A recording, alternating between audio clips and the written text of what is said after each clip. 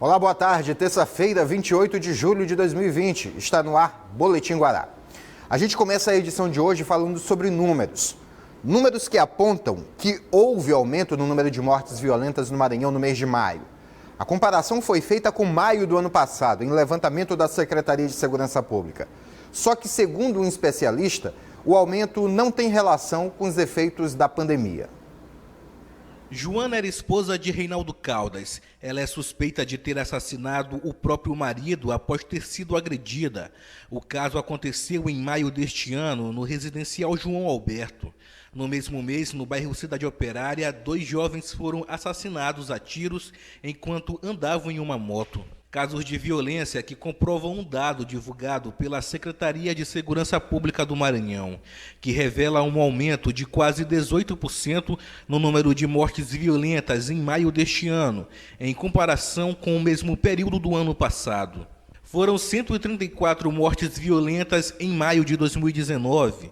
Já no mesmo período deste ano, foram notificados 158 casos. Esses índices chamam a atenção, já que durante o mês de maio, o Maranhão viveu o pico da pandemia de coronavírus, onde os casos aumentaram e que obrigou a Justiça a decretar lockdown na região metropolitana de São Luís. Uma medida adotada para evitar a proliferação da doença e reduzir o número de mortes aqui no Maranhão. Segundo este pesquisador em aparato de policiamento e segurança pública, as mortes podem não estar relacionadas à pandemia, mas ao aumento da vigilância nas fronteiras que dificultaram a entrada de drogas e a disputa entre facções criminosas. Essa é uma das hipóteses, na medida em que as fronteiras do Brasil com os países vizinhos passaram a ser mais fiscalizadas, isso dificultou a entrada de drogas no país, dificultando tanto o comércio atacadista quanto o varejista. E isso nos leva para uma segunda hipótese, que seria o aumento dos conflitos entre as facções, disputando entre si pontos de droga. O Maranhão também registrou uma alta de 20% no número de assassinatos de janeiro a maio deste ano, em comparação ao mesmo período do ano passado. Em 2019, foram 599 assassinatos nos 5 primeiros meses do ano. Já em 2020, neste mesmo período, o índice chegou a 719, um aumento de 120 mortes violentas. Números que podem ser reduzidos com a implantação de políticas públicas estratégicas. A partir do momento que você tem uma base de dados criminais confiável, você pode utilizar esses dados como um ponto de partida para a elaboração de políticas públicas de segurança mais eficientes. Como, por exemplo, a própria distribuição do policiamento na capital do estado. Então, a questão não é só pôr a polícia da rua né, para que a população veja a polícia e a partir do momento em que ela vê a polícia, ela se sinta segura. Não, tem que haver um planejamento estratégico, a meu ver, diretamente relacionado a uma base de dados criminais confiável. Falando em crimes violentos, um caso ocorrido neste ano foi o que vitimou o publicitário Diogo Campos. E a Polícia Civil do Maranhão prendeu uma pessoa suspeita de ter participado no crime de roubo ao veículo Fiat Argo de cor vermelha, que foi usado no assassinato do publicitário ocorrido no dia 16 de junho. Os policiais cumpriram mandado de prisão preventiva contra um homem suspeito de roubar o veículo no dia 13 de junho, 3 dias antes do crime. O suspeito preso teria roubado o Fiat Argo de um motorista de aplicativo. No momento em que o carro foi tomado de assalto, o suspeito estaria na companhia de um comparsa, já identificado, mas que continua foragido. O inquérito policial sobre o caso foi concluído na última quinta-feira e já foi encaminhado ao Poder Judiciário, que converteu a prisão temporária do suspeito de atirar em Diogo Campos em prisão preventiva. O suspeito está à disposição da Justiça para responder pelos crimes cometidos. Falando ainda sobre o campo policial, agora, preste bem atenção que esta é uma notícia boa e humana. 2 policiais militares de Imperatriz fizeram um resgate heróico na última sexta-feira. Um veículo caiu de uma ponte e ficou completamente submerso. 3 pessoas estavam a bordo. Um jovem de 17 anos, uma criança de 3 anos e a condutora, que conseguiu se soltar e sair do veículo antes da queda.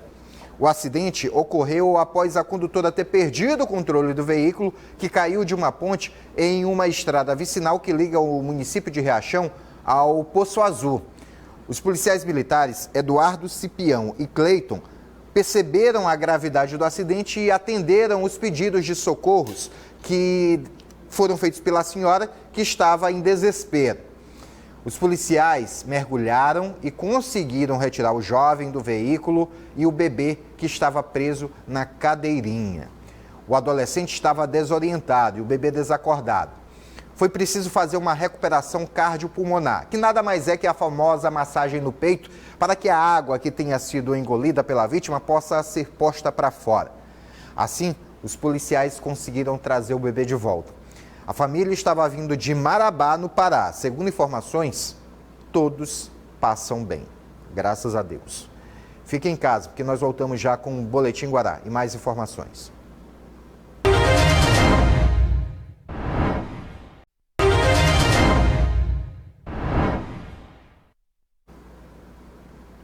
De volta ao Boletim Guará. Agora uma pausa para uma dica. A gente sabe que neste momento difícil, toda ajuda é bem-vinda. Por isso, a Equatorial Maranhão traz de volta a promoção Energia em Dia. É uma promoção pensada para realmente ajudar as pessoas. São sorteios todo mês de um ano de supermercado de R$500. Isso mesmo, um ano de supermercado de R$500 por mês. É uma boa notícia, né? E tem também 2 sorteios mensais de um ano de bônus de R$250 para pagar sua conta de energia. E ainda, prêmio extra. 15 casas serão contempladas com 12 mil para a troca de eletrodomésticos e reformas. E no final da promoção, tem sorteio de um carro 0 km. Vou te falar, hein? São prêmios que vêm na hora certa, justo quando todo mundo está precisando. Para participar, basta estar em dia com a Equatorial. Não fique de fora. Faça o cadastro em energiaemdia.equatorialenergia.com.br. Mais do que nunca, neste momento, conte com a energia da Equatorial Maranhão. De hoje até sexta-feira estão abertas as inscrições no processo seletivo do Fundo de Financiamento Estudantil, FIES, para o segundo semestre de 2020. As inscrições são feitas pelo site do Fundo. Segundo o Ministério da Educação, o período de complemento da inscrição dos candidatos pré-selecionados vai de 4 a 6 de agosto. Pode se inscrever na seleção do FIES o candidato que tenha participado do Exame Nacional do Ensino Médio, o ENEM, a partir da edição de 2010 e tenha alcançado nota média nas provas igual ou superior a 450 pontos. O interessado não pode ter zerado a redação e deve ter renda familiar mensal bruta por pessoa de até 3 salários mínimos. O resultado deve ser divulgado no dia 4 de agosto. Falar um pouco sobre política. Hoje, 28 de julho, é feriado estadual. Esta é a data da adesão do Maranhão à independência do Brasil. Fomos o estado da federação a aceitar a independência do país da coroa portuguesa em último. Mas se hoje é feriado, por que está tudo funcionando? Preciso lembrar a você que este feriado foi antecipado. Lembra que nos meses de abril, maio e junho tivemos pouca produtividade econômica no país por conta do novo coronavírus? No Maranhão não foi diferente. Você ter feriados dentro do período de retomada acaba sendo um dia a menos. Para não perder um dia produtivo assim que a dita normalidade fosse retomada, o governo do estado decidiu antecipar o feriado. Disse à época, e repito, na minha opinião, foi uma medida acertada. O feriado foi lá no dia 15 de maio, viu, gente? Por isso, não reclame que não teve folga neste feriado. Forçadamente, você já folgou por cerca de 3 meses. Até mais. Por isso, vamos lembrar a data e trabalhar para recuperar o que foi perdido no tempo de economia quase parada. Falando de governo do estado e falando do governador Flávio Dino, ontem ele enviou ofício ao presidente Jair Bolsonaro, onde propõe um pacto nacional pelo emprego. A ação do governador aconteceu após o secretário de Política Econômica do governo federal anunciar que o desemprego deve aumentar neste segundo semestre. A proposta de Flávio é simples: que o presidente chame governadores, presidentes de confederações empresariais e de centrais sindicais para o diálogo. a fim de construir uma plataforma que possibilite a recuperação econômica do país e de enfrentamento à crescente onda de desemprego. Vamos ver o que Flávio Dino disse nas redes sociais sobre o ofício. Coloca para mim o texto dele.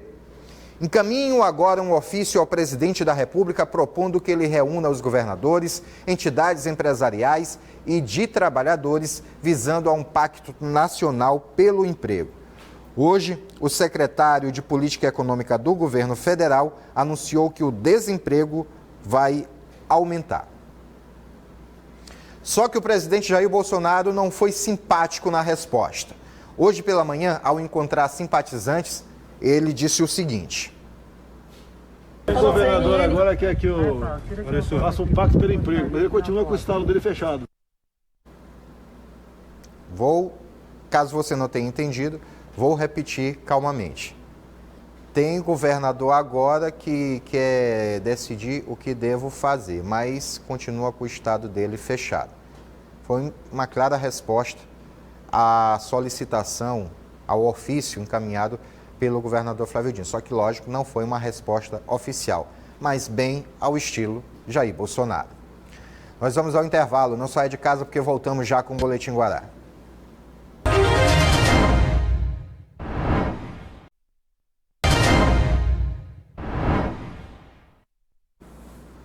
De volta ao Boletim Guará. Caso você tenha perdido alguma informação aqui, basta acessar o nosso canal no YouTube, Jornalismo Guará. Todas as nossas reportagens e programas estão lá. Acesse também nosso site, www.portalguará.com.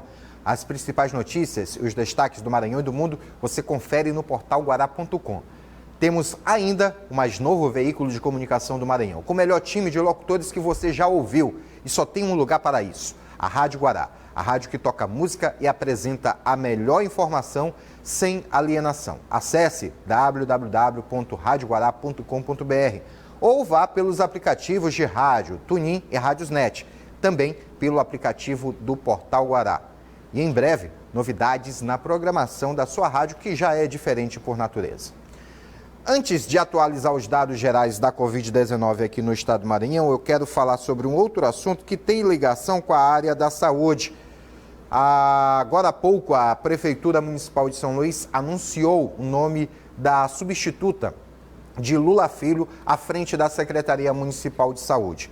Trata-se da enfermeira Natália Mandarino. Ela foi escolhida por Edivaldo Holanda Júnior para ser a nova titular da SEMUS.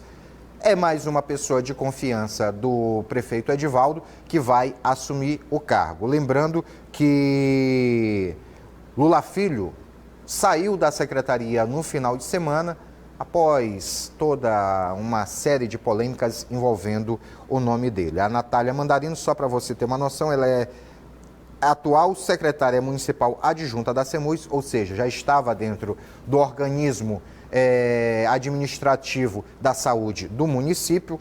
Ela é professora da Universidade Federal do Maranhão e também foi diretora do Hospital da Mulher e da Unidade Mista do Bacanga. Um pequeno histórico aqui, um pequeno currículo da nova secretária municipal de saúde de São Luís. Agora sim, vamos atualizar os dados gerais da Covid-19 no Maranhão.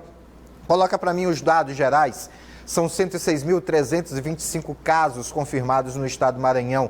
Destes 106 mil, pouco mais de 106 mil casos confirmados, 102.872 casos são de pessoas recuperadas da Covid-19. A grande maioria das pessoas se recuperaram da doença aqui no estado do Maranhão. Infelizmente, 2.943 pessoas morreram por conta da doença. 8.770 casos seguem ativos ainda aqui no estado. Destes, 8.163 pessoas estão isoladas em casa, 365 internadas em enfermaria, 242 internadas em UTI. Ontem, segunda-feira, foram 694 novos casos, sendo 110 na ilha de São Luís, 2 em Imperatriz, 582 nas demais regiões. São mais de 251 mil testes realizados, mais de 133 mil, quase 134 mil casos descartados. Faltam menos de 200 casos para completar os 134 mil casos descartados. E o número de casos suspeitos mantém essa logística de queda. Temos, no momento, 5.083 casos suspeitos no estado do Maranhão. Virando a página, vamos ver como é que está a ocupação de leitos. 90 leitos de UTI ocupados na Grande Ilha, correspondente a 59,21%. Leitos clínicos são 91 ocupados. A taxa de ocupação é pequena, menos de um quarto, 23,82%. Em Imperatriz, 33 leitos de UTI exclusivos para a Covid-19 estão ocupados, taxa de ocupação de 61,11%. Já os leitos clínicos são 50 ocupados, a taxa de ocupação de 61,73%. Nas demais regiões, temos 85 leitos de UTI ocupados, taxa de ocupação 37,78%. Leitos clínicos ocupados, 167, taxa de ocupação 27,02%. Os próximos números são referentes à evolução por dia.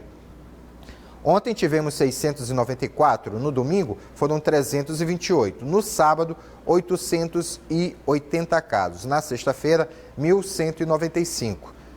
Da quinta-feira para cá, até ontem estávamos em queda, né? Até domingo estávamos em queda. Ontem voltou a crescer, como é natural, sempre a partir da terça-feira a gente divulga aqui os dados já crescentes. Dá para se perceber isso toda semana. Por último, vamos ver os municípios. São Luís, 15.758 casos, Imperatriz, 4.570, Santa Inês, 3.907, Açailândia, 2.779, Bacabal, 2.936. Completando a relação dos 10 que mais têm casos, Zedoca, Chapadinha, Caxias, Barra do Corda e Timon. Boletim Guará fica por aqui. Mais notícias você acompanha ao longo da nossa programação e no Jornal da Guará logo mais à noite. Amanhã eu estou de volta na TV Guará a partir de 12:30, logo após o Esporte Guará. Mais cedo, meu encontro com você na Rádio Guará, com o programa Café com Beiju. É às 6 da manhã. Te espero. Vem aí, Danilo Quixaba, e o Fazemos Qualquer Negócio. Boa tarde. Paz e bem a todos.